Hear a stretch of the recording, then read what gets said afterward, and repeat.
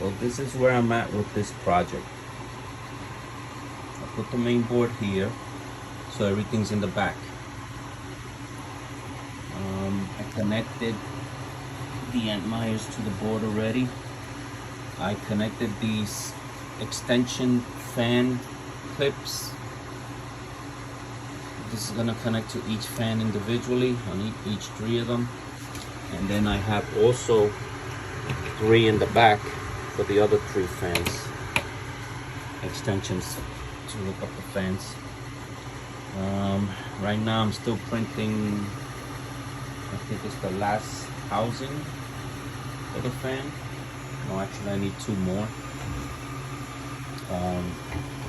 This is one of the fans housings. This is gonna go in the middle like this. Okay, and then these are gonna go, this one is gonna go on the side here like this. Now you notice I made this one go up and this one stay straight, because if not they will hit each other if I will put all 3 of them at the bottom like this one here.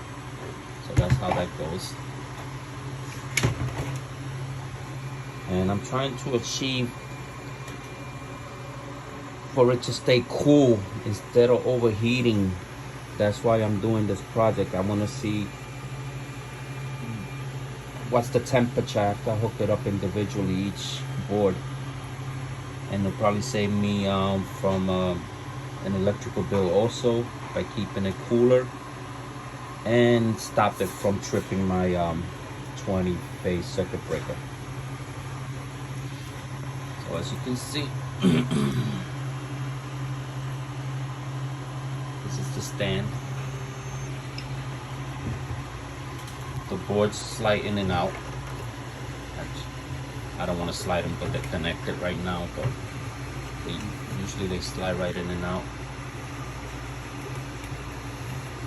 And as you see that it is connected underneath. There's a groove at the top and bottom to receive the board. As you can see, the board does not touch the wood at all. It has space, and it has space on the sides, so I don't think the wood will create any issue. The board on the bottom is leveled also 3/8 off of it. This power supply is going to go right under here.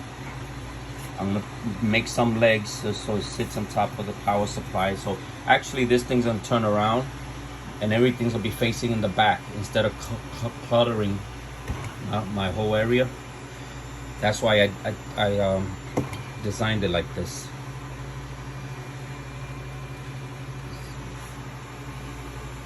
So as you can see, it's still a process. This is the other Antminer that I'm gonna do next. This is the one that I took apart.